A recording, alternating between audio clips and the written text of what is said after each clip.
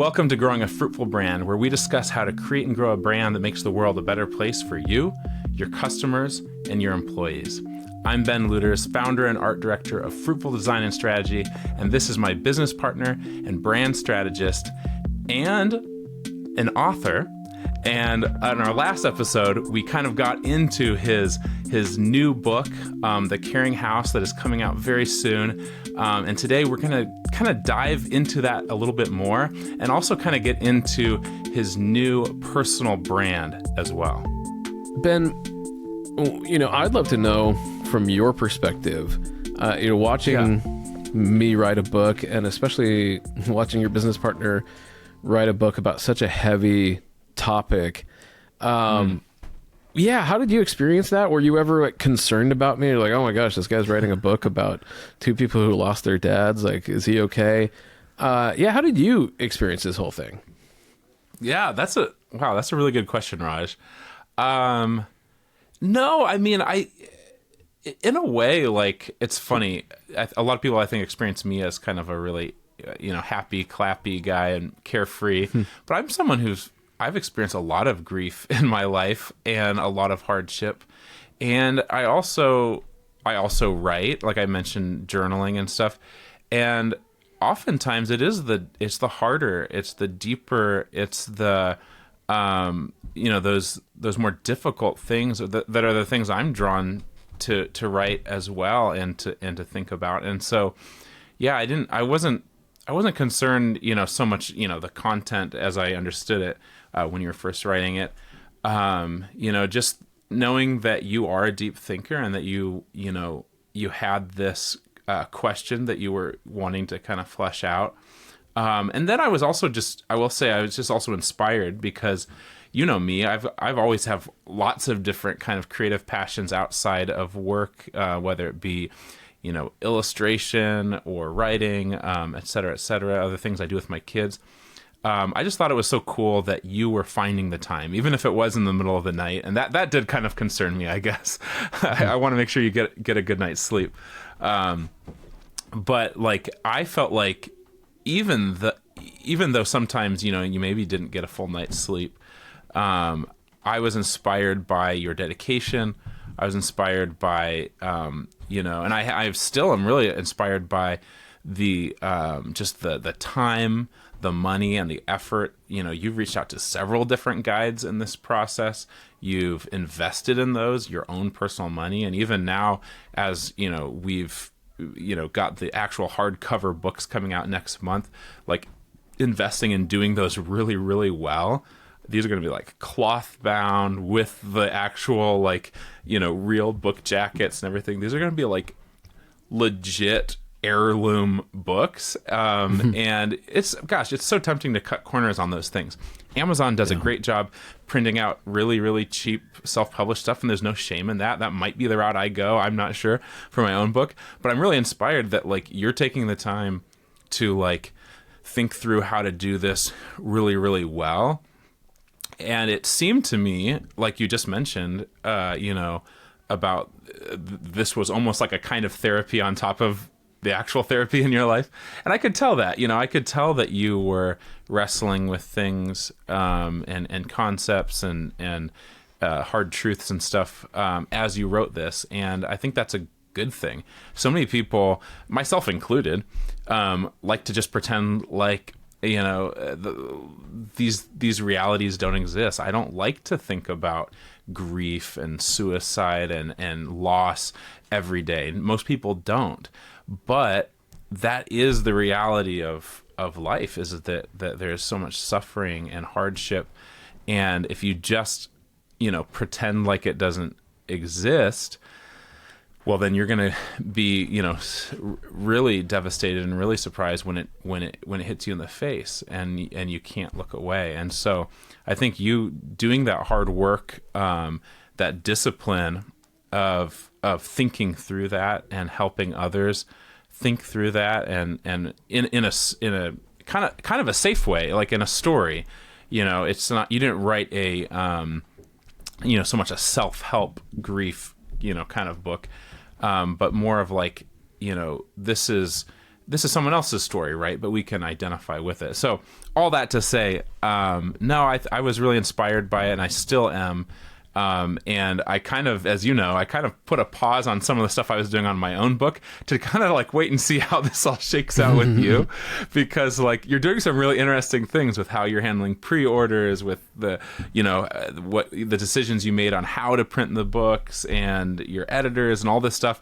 And I feel like I'm getting like this inside look at a master class on how maybe to do a book. And so I kind of want to see how it shakes out and then, do whatever works for you. So it's a little selfish. No, I mean, I love it. There are a lot of guides out there about self-publishing, and yet I also kind of feel like writing my own, because I'm making some choices that other folks aren't making. Jeff Goins gave me a great advice on going after a better hardcover, and introduced me to my printer. And what's really interesting is that even just going through that part of the process, I've realized that this book is different from a lot of the self-published books out there. Like a lot of the self-published books out there are genre fiction, so things like romance or sci-fi, fantasy, and those are great books. They serve real good purposes for their audiences. They keep them entertained, and they're some of the most meaningful stuff that you will ever read is kind of couched in these other worlds. The whole point of Star Trek when it came out was actually to deal with racism, but we weren't ready to talk about that. So but what we could talk about was aliens and how we treat people who are different from us, and of course that has pretty obvious implications to to how we live our lives. So yeah, I mean, I did take kind of a different path with some of the self-publishing choices, but I've also learned really great wisdom from other people who've done it before and know how to set things up and just follow prescribed paths. Our friend James gave us a lot of good advice on self-publishing that I'm just following for everything that I can here. Shout out to James Eldridge right there. Yeah, thanks, James. So Ben, I'm curious though, this book, especially when I started writing, we're talking 8 years ago. And so we're actually talking just before I officially joined Fruitful. The book is really different from what our brand was at the time. Our brand at that time was a lot of churches and nonprofits, and the book it deals with considerably heavier stuff. There's no moment where like somebody goes into a chapel and prays and whatever, and it's a little sweary. There's some bad words in there, and were you ever concerned for like our brand, for Fruitful's brand, if knowing that this book was going to see the light of days at some point? Did you ever have any considerations of like, well, I don't know if this is good for me, like good for you? Did you ever have any thoughts about that, or was that just kind of my own insecurity? Because I thought about it all the time. Yeah, I mean, I understand that why you would think that. I mean, it's a combination of things, right? Like, I feel like, well, part of it is I didn't really know, like when you started writing it 8 years ago, I didn't know what it was then. I didn't read it. It's true. The version that I read was many, many years later, and not that long ago. How long ago has that been now? Maybe 2? I think it's probably been 3. Yeah. Gosh, time flies, right? And so, so I didn't really know, when you first started writing, I may not have even known. I think I knew you were writing something maybe, but I don't know that I knew what. I seem to remember you mentioning the This American Life and the Sharing Place episode, maybe like when you first heard it. I could be wrong. Time is a tricky thing, and we've done so many things together. So yeah, like maybe if I had known more, I would have been maybe more concerned. As far as like, the book that you're writing is very different than the one I'm writing. Mine is geared more towards it is a children's like adventure book, and there's talking animals, and it's so it's like maybe something that would be more traditionally on brand for us, or at least definitely for me. But I think I also like to think that, Raj, that we're people, right? Like we have our brand, but I think we also we need to be fully ourselves as well. And so, there's, obviously there is something special about, our relationship as business owners, and we don't want to do things, I guess, that maybe hurt or, could affect our business brand in a negative way. But at the same time, it's like you're dealing with really human things and dealing with them in a really human way. And I think that, I don't know, I just trust that people can understand that, hey, this isn't necessarily Fruitful. This is Raj. And, he's part of Fruitful, but like, there's not a Fruitful logo on the back of the book per se. So, and I want that for myself too. I think that there is like, the book I'm writing right now isn't necessarily like controversial or something, but like, I want to make sure, like, we don't talk about it much on the podcast, but I know Raj and I have differing views on a number of things. There's a lot of things that we talk about in here that we, have pretty much the exact same perspective on, or, come to the same agreement on. But like, we could have a whole nother podcast probably where we, debate or argue, or at least, have differing opinions, or, so I think like having the freedom for you to have your own perspectives and make your own choices is really important. I'm a little bit libertarian in that way, where it's like I don't want this like kind of top-down control so much, from our business, kind of controlling the way that we believe, the way that we think, and I want there to be a freedom of expression, freedom of opinion, freedom of to conclusions as well about reality and truth and what to do. So, again, I'm not the most vocal sometimes about, controversial things, especially on social media, but like, I think that it's important that, we protect that, and, I think that if someone was, like you mentioned, there's some swearing, and there's some swearing in the book on the first page. There's a very intense scene that the book starts with. I'm not going to give anything away, but like intentionally so. Raj starts the book with a really gripping scene that, and one thing I told Raj, and he knows, I'm not a swearer. I don't really swear, and Raj, only swears when things get really, really intense, I think, but behind closed doors. But and I do too, actually, to be fully truthful.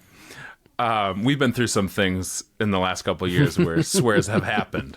Okay, full disclosure. We're not going to do it here, but like, yeah, I'm not going to say they don't. But, one thing I said to you, I feel like it was more recently. I feel like you might have asked me a similar question to this more recently in private. And I think what I said was, well, anyone would swear in this situation. This is an intense situation in which it's almost the only response, like, I mean, I said, I'm not much of a swearer, but like, if you're in this kind of an intense and emotional situation, it's like, well, if there ever was a time to swear, this is the one, and so in that way, it's like, I think I said that at that time too, Raj, like, it's not like you're telling people that they it's not like a business self-help kind of a book where it's saying, and by the way, Raj Lulla thinks that it's a good thing to swear all the time and to, what I mean? It's not a, and so I think I read fiction and watch movies, that are fictional, where there's all kinds of things that happen that I don't think are, morally correct or the way that I would live, but it's a story. That's like the whole point. And even though in my book there's not like swearing per se, there's all kinds of people making decisions that aren't good or aren't and that have consequences. It's a story, and so I just don't get too caught up on that. Now, if Raj comes out with like a business self-help book that just tears apart story brand or something like that, and says that like visual branding doesn't matter and it's just a bunch of bunk, and here's why. It's because I started business with this phony guy named Ben, and then maybe I'd be like, okay, this might affect our brand. But if Raj wants to write fiction from the heart that grapples with difficult things and includes difficult adult themes and stuff like that, Raj Lulla is, free to do that, and I'm not too worried about it affecting our brand. And if anything, more on a personal note, it's like I got to design the cover, and I got to help typeset the inside of the book, and create your personal brand that went along with it. And so we've kind of turned it into a fun, fruitful project as well, that includes some of my design and branding skills. And so I don't know, I think it's a ton of fun. Yeah. Well, thanks for that. And your support has been really important. There were really only two people in my life who I really had to get sign off from before putting this out in the world. And my wife was the first one. But you were the second one, because, I think one of the things that writing this book has exposed in me was just how fearful I was of other people's opinions. I actually think that that's been part of the reason I've been really good at brand strategy over the years, if I can say that. But it's because you're really good. But it's because I've always been anticipating what other people will think. I grew up, as an Indian kid in a class in West Omaha, elementary school in West Omaha, where there was a black kid in my class, an African American kid in my class, but then there were no other people of color. And I even remember, I think it was probably about third grade, maybe fourth grade. There was a kid who came to me and said, he was like, "Oh, I told my mom that you're Indian," and she goes, "Oh, he must mean the West Indies, or like essentially like Native American or from the North American continent," because like it was just so unheard of for this kid's family that you would know someone whose family comes from another continent and like a completely different culture and all those things. And, so it's like being an observer for much of my life has made me good at story brand, or good at, brand strategy and kind of anticipating the needs of other people. And so being sort of shoved into whatever small amount of limelight exists here, it's been very, very uncomfortable for me. And so I was really worried about if you would be negatively affected by this, because like I appreciate your open-handedness on these things, but we know that we've got clients that will not read the book, don't appreciate any art that's not, a Christian film or a Christian book. And I appreciate that you're open-handed about it, but especially at that time, there was an amount of risk. I think our client pool is considerably more diversified now, and I love that. And not only that, I'm running into a lot more people who hold the tension of the difficulty of life with their own values, and are more nuanced people. But I mean, like I said, you and I both know, my own mom asked if she would enjoy the book. I'm not sure your mom or dad would. Maybe they would, but we've got people in our lives that we care about and that we respect. That this book is a bit of a departure from that community, those relationships, and asking other people to say, "Hey, here's who I am, and here's what I wrote and want to put out in the world." And I'm asking you to respect that, and not everybody's going to. And so I did really, really want your buy-in, your support with this, and you've been so generous and kind in that. But it was scary for me. That was really, really difficult and scary to put myself out there in that way. And part of that is because, I mean, like, you don't know if it's any good when you've written it. You know, it's like, right. why bother making any risk to your reputation if it's garbage? You know, like if it's not a good book, and so not to mention the cost of printing and you know all the things that we've done, just wouldn't be worth it if you know, if the book wasn't good to start with. So there was a lot of fear, a lot of worrying what other people would think about it. So. Like I said, I appreciate you being open-handed about it. And at the same time, you know, I was able to recognize that there was some risk associated with me doing a personal project publicly. How do you feel about it now, Raj? I mean, do you have those same fears, or have they, because I've been so open about it, or, you know, and so supportive, and you've kind of gotten it out there and enough people have read it, does it just feel like, yeah, this is not going to impact us in a negative way? Or do you still kind of struggle with fear of, as it gets out there, what people will say, the first negative Amazon review or whatever, like, you know, what, not that there ever will be, but I mean, I think everyone will get a negative Amazon review or a YouTube comment or something. Yeah. How are you feeling now? Our friend Dan Cumberland really challenged me on this, and he's said all along that putting this out there will actually be good for Fruitful, good for the business, because people knowing me and seeing my work and seeing that I'm capable of a full-length novel and all those things, and marketing it and all those things, will just show the breadth of my strengths. And even if they don't, I'm starting to get, exactly, just being like, well, it's not my kind of thing, but he's got a book. Yeah. So I'm starting to feel the reality of that, especially as people read it and are responding to it. You know, John Acuff talks about how if you get a negative review on your book, just immediately label that one. This book wasn't for that person. This wasn't the right audience for that book. And they picked it up mistakenly, but it wasn't for them. And so that's helpful.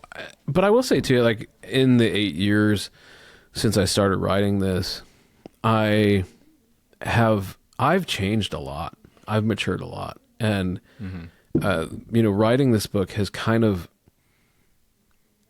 brought out in me the bravery, the willingness to admit that I have struggled with these things, you know, with so many things that happened, you know, with my sister-in-law dying, with the miscarriages, job loss, all of it felt so private, you know, like you find out about those things in private. And even if you share that it has happened with a small community or whatever, they feel very isolating. Grief almost always feels really isolating. It feels like it's the first time that this has ever happened to anybody in the world, but it actually happens to everybody. And so, you know, sharing these things in public felt very much like, you know, kind of the emperor has no clothes kind of thing, just walking around very exposed. And so that going through this process and kind of maturing and seeing that, the more that I share about this, the more that people encounter this work, the more I realize how many more people are going through these things. And and I will say too, like there are going to be tribes of people here. There's going to be a tribe of people who will never get it, who will never get this book, who don't think that you can be a person of faith or whatever if you write or say things like this. And then there'll be a whole other tribe of people who goes, how could you possibly be a person of faith if you don't write or say things like this? How can you really be tuned into reality if you don't struggle with it? Deal with reality. Yeah. And even that piece of it, you know, we haven't talked at all about this publicly, but you know, my faith has changed a lot in the last decade or more. As you know, there have been so many things in our country and in the faith landscape that have changed. And I've found some environments far less welcoming than they used to be. And that's either because I changed or they did. And I honestly don't know which of the two that is, but I've some combination thereof, maybe. Yeah, exactly. And again, those things were very private and they were very difficult to, to admit that I was even going through, let alone that those things were starting to solidify, and that I was having to walk away from communities that I'd been a part of before because I couldn't align myself with, some of the overtly racist things that were happening in those environments. And that was hard, that was really, really hard. But now I'm getting to the point where I'm able to say, like, hey, I'm turning 40 next month, and a lot of who I am, good or bad, is not going to change a lot. It's like, I want to always be growing. I always want to be changing for the rest of my life. But I am who I am, and I am far too old at this point to be afraid of what other people think about me. I'm always open to correction and coaching and teaching from people who care about me, for people who have invested in my life. But for people who are just sitting on the bleachers throwing popcorn at me, I don't care anymore. Like, they've not earned the right to hold that kind of voice in my life anymore. And that's been really, really hard. I hope that there are other artists out there who can benefit from me saying this out loud, and that I'm not just some kind of like super insecure person or whatever. But I'm going to put it out there, and I'm even willing now to go, hey, this book represents a period of time in my life. And this may not even be who I am forever, but it's a time capsule, and you can look at it. I'm okay with that now. Whereas going through it, especially going through a lot of the hard grief stuff, took a lot of personal work to be willing to share that publicly.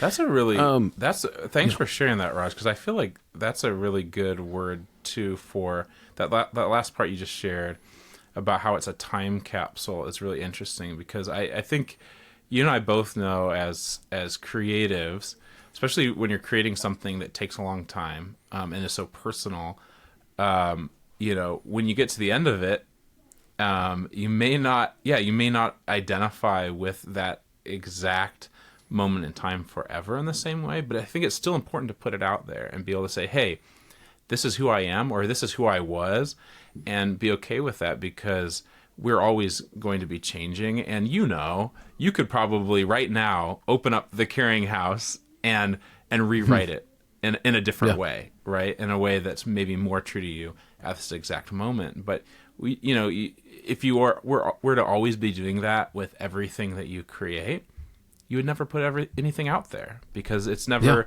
good enough, or it's never exactly the way that that I'm thinking at this exact moment. But because we are always evolving and always changing, and there's always new ideas to consider, and so I think that's really important, because I'm sure the great authors of history were similar, right? Like, there are certain authors that there's like their early works, right? And then there's their later works, and maybe they might have completely reinvented themselves before they died, and I'm sure that version of them as an artist and as a writer, they probably would just roll their eyes at their early stuff. And yet it's still important that we have that. And sometimes those early works are the most impactful and special to others. And so, it kind of takes, I think, a level of humility to just recognize that, like, it's not really for you ultimately. Like, this was you, and you are sharing a portion of you, but like, this is bigger than you now, and you have to kind of be willing to kind of like release it in the world, let it do what it will do, and then we move on to the next thing. We have to, at some point, we have to put that stamp on it that says, you know what? good enough. And Yeah. It's good. And It's good to be that's seen the hardest now. thing to do. Yeah. Exactly.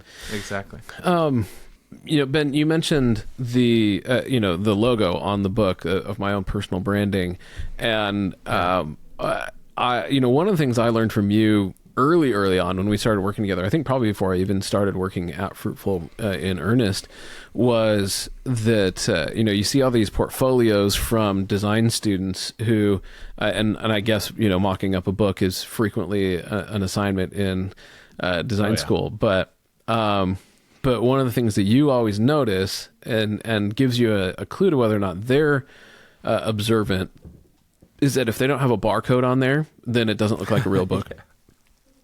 And then one of the other major things is if the book doesn't have any branding, and I happen to have my book right here, or at least the cover. There you go. Can you see get it? in focus here. Not having that branding, not having kind of that publisher mark on there is something that makes it very obviously not a published book or a professional book. And so when I decided to self-publish, which was a very difficult decision to make, I wanted it to look like a legitimate book.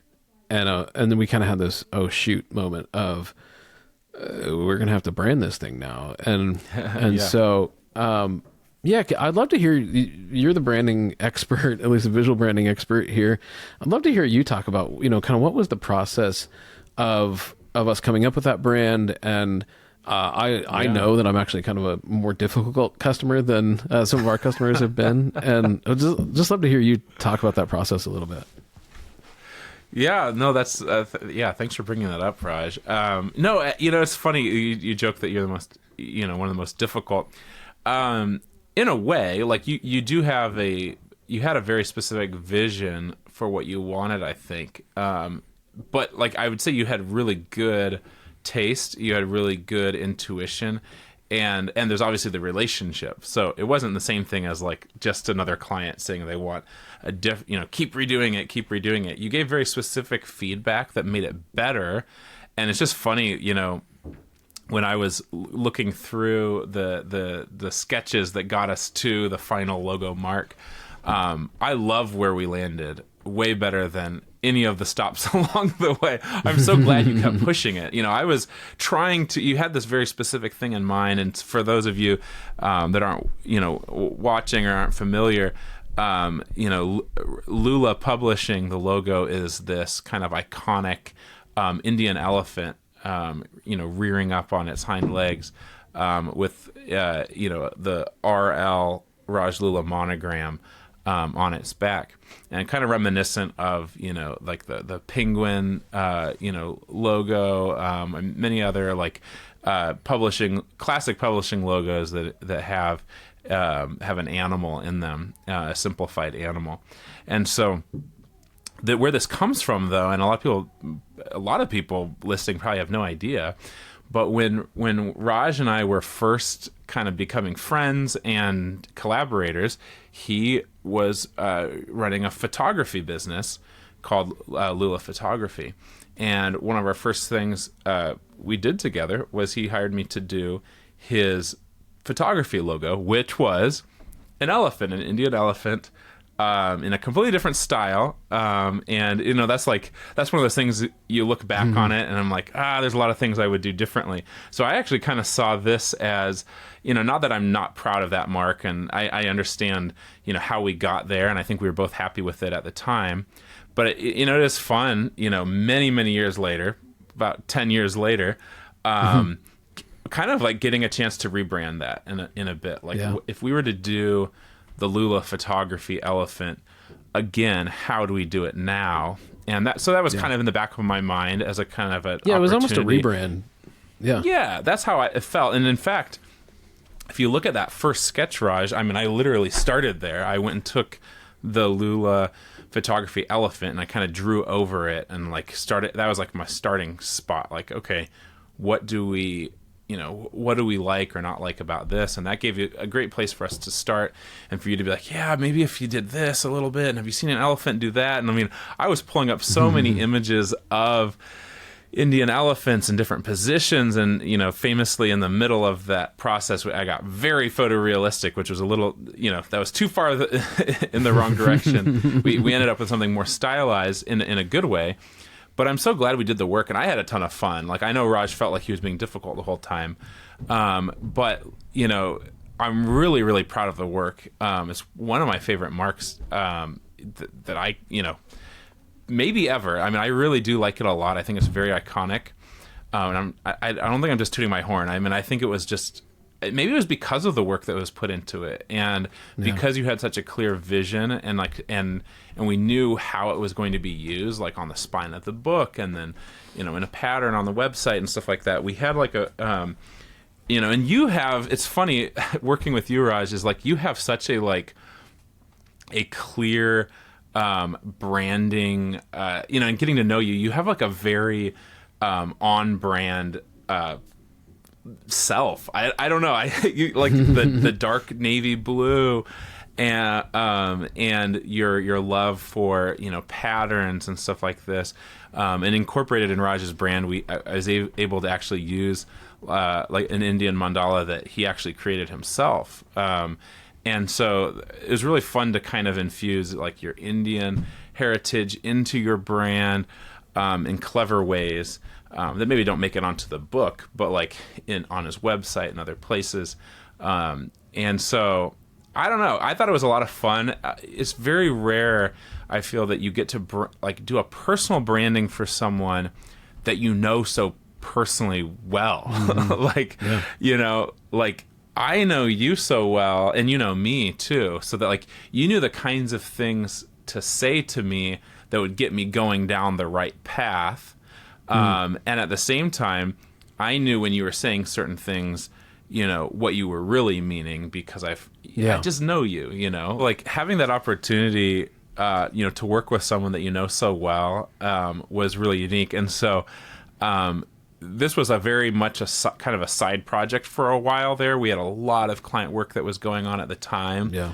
I actually had a lot of fun doing it kind of off hours sometimes. But then Raj and I took a trip to Chicago to meet with a potential client. And during that trip is where we kind of really, I think, got it going in the right direction, because we're physically with one another.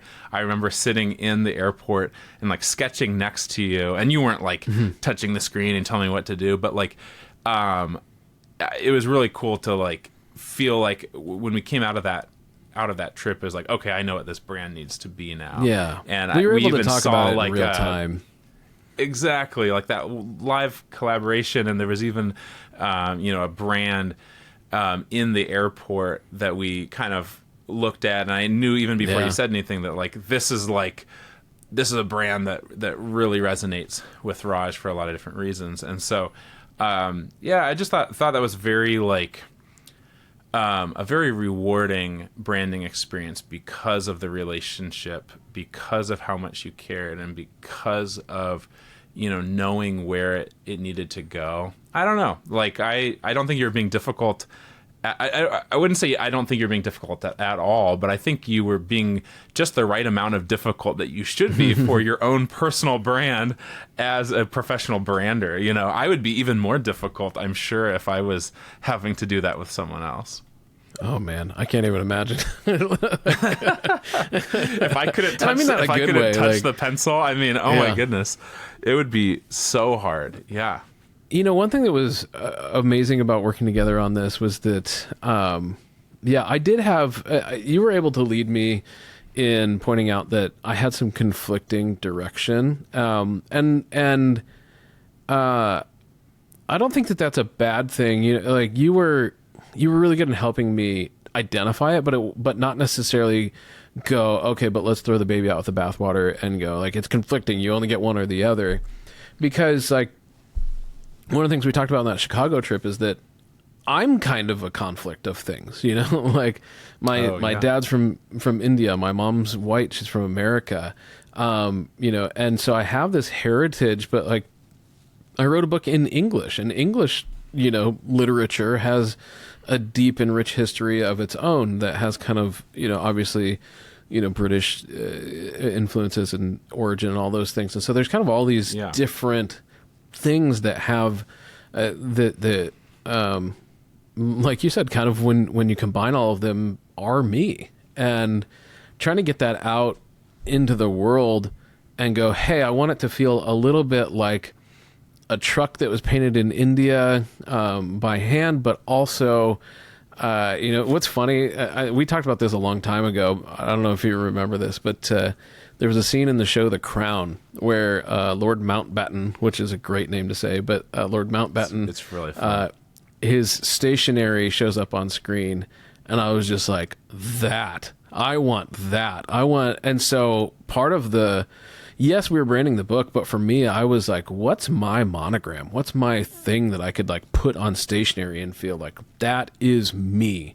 And so that's a little bit what I've been chasing. I've been chasing this for a few years now. We did that one exercise at Fruitful where, just to keep all the designers sharp, we did sketches of personal brands for everybody on staff, and we let people kind of weigh in on the things that they'd like to be in their personal brand, all that. And that example from The Crown was actually one of the things that I weighed in on at that point. And so we had all these cool Indian restaurant meets 1940s India meets Lord Mountbatten meets whoever I am, from the Midwest, and all of these things that I wanted to kind of be in the soup of the branding, but also didn't want to be confused or hodgepodge or whatever. And I mean, I agree with you. I know I'm extremely biased, but I love where this market ended up. I love that I can feel all these different elements in there, even if it's not immediately obvious to the audience, but the way that we use texture and color and pattern, and the way that my personal brand and the publishing brand play together.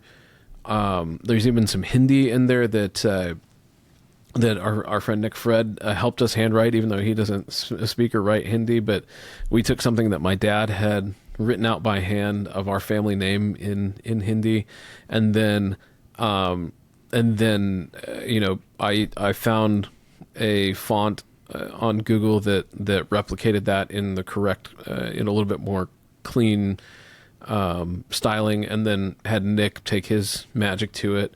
All of those things made it into this brand without it feeling like just chaos, which would be super easy to do with so many elements. But I mean, yeah, to your point, it was a thing that we were able to work on together because we had so many years of language and rhythm to go, okay, we know how to talk to each other through these things. And it was absolutely not just Raj gets his way on everything kind of thing. It would have ended up a mess if you would have allowed that to happen. But it also wasn't I'm the designer, be quiet and listen to me. It was a true collaboration that required a lot of humility on both sides, but also a lot of our best creative thinking and communicating. I love where we ended up with it.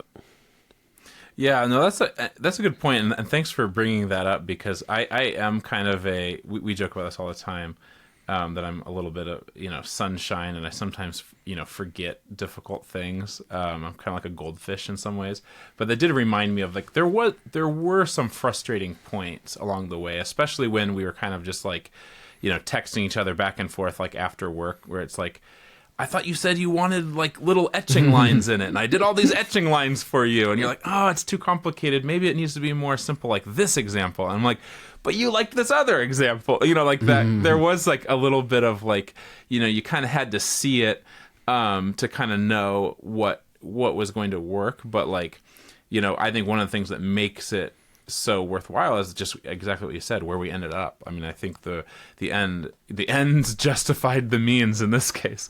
But once the means, especially I'm kind of joking there, because like I said before, once the means became us working together, face to face, collaboratively, it went a lot smoother. And so yeah, man, I'm excited about it. I'm proud of it. I do think that that's actually where a lot of the frustration came from in the process, was that because it was a side project, it became we were working very much asynchronously. We weren't really meeting and talking. So I'd give you a little bit of direction, and you're such a powerful artist that like you take a little bit of direction and you go really far with it.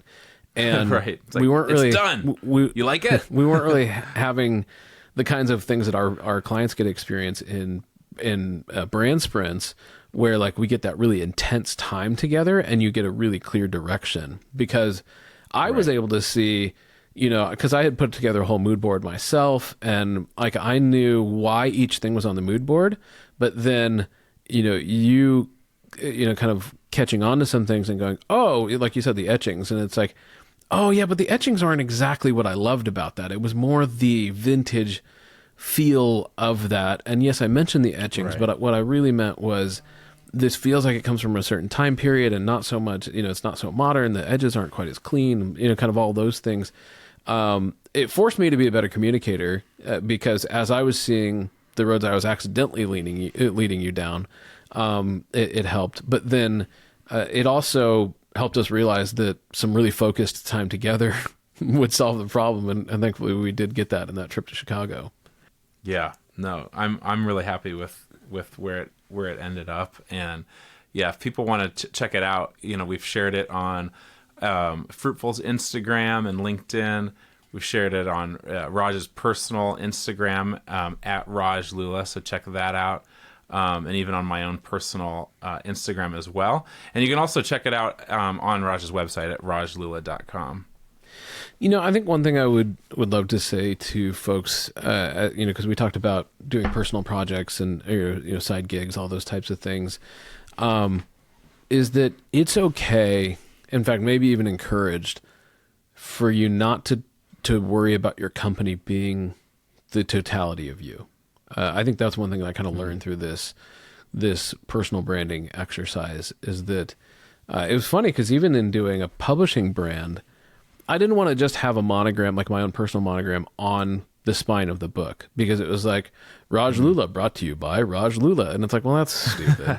But there's something I don't think you and I even talked about much in the branding process was that my family has a deep history in India of doing education. There's schools there, and they're called Lulla classes, and so.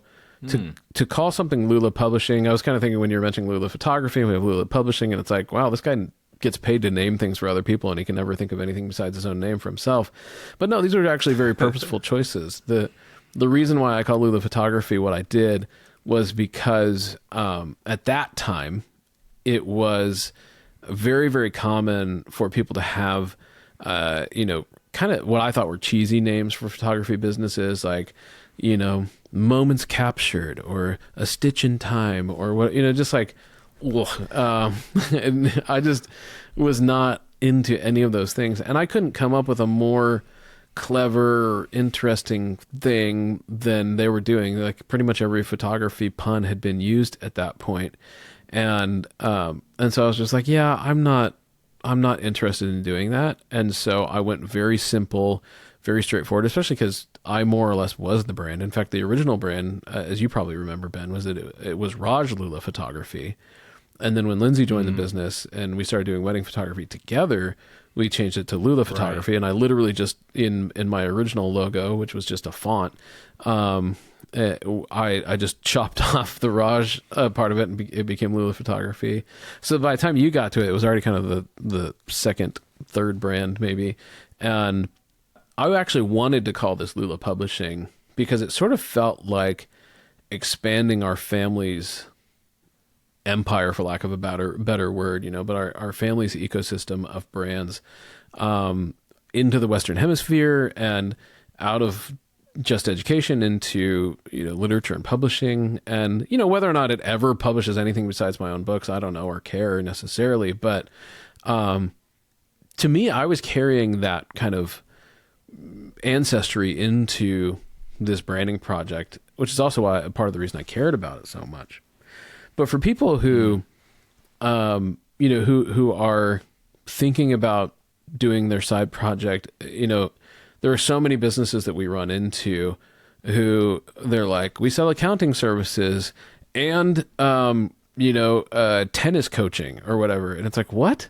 And it's like, well, I used to be a professional tennis player and I made a lot of money doing that, so I became an accountant, blah, blah, blah. And so we saw accounting and tennis, and it's called First Serve Accounting or whatever. And it's like, okay, but these don't have to be the same company. is part of my whole point with that. It's like, it's okay for you to have side passions. It's okay for you to have side brands.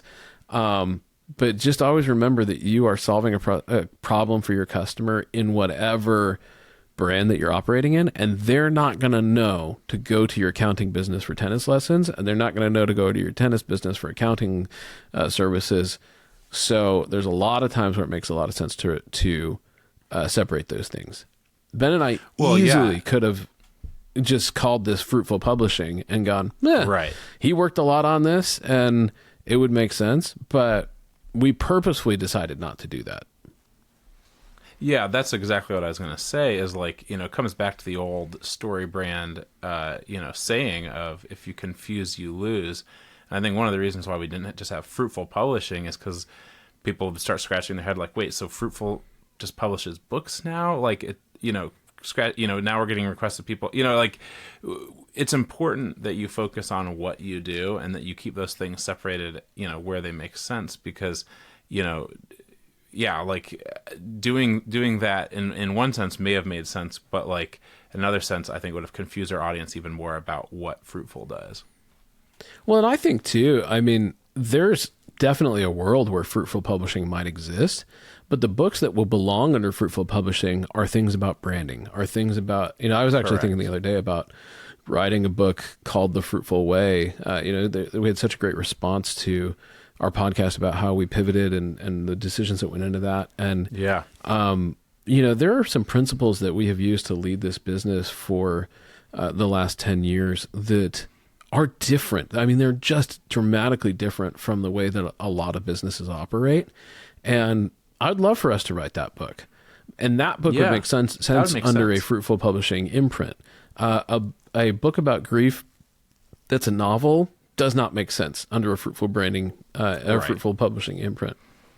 And so this needed its own spot and its own home for that. And I'm so, I will say, I'm just ridiculously spoiled as a person to have spent the last 10 years working with you and to have access to you in the course of my everyday life, to get like this brand is way overbuilt for what most like indie author, first time novelists get. And I just recognize how spoiled I am that I didn't have to go to Fiverr or draw something bad on my own or whatever to have something to slap on the corner of my book. But instead I got like a professional branding experience for somebody who, from somebody who I admire, beyond, just anything. And I'm so stinking spoiled to have gotten that in this experience. Well, happy birthday, Raj. For many years. My dad always jokes about that with my mom. It's like the new water heater or something. And it's like, well, there's your birthday and Christmas and next birthday or whatever. No. He never holds to it. Just he's a very generous person, but he jokes about it though. Well, Raj, thank you so much for hopping on here with me and, kind of wrestling through some tough questions into your process behind the writing of your new book, and even into your own personal branding, the thoughts behind that. This has been a ton of fun for me. This has been a very rewarding, project to work on with you. And I'm excited to do more of this kind of stuff, in the future. But for those listening, time is running out to get this book on pre-order. And remember, if you pre-order this book, before March 26th, 100% of the proceeds of that goes to the Sharing Place, and that is the the nonprofit in Utah that inspired this book. And so please make sure you go to rajlulla.com/book pre-order The Curing House today. It's on Amazon. And you'll be supporting a really great thing, and you'll be getting a great book. I'm so excited to get my hands on this as well.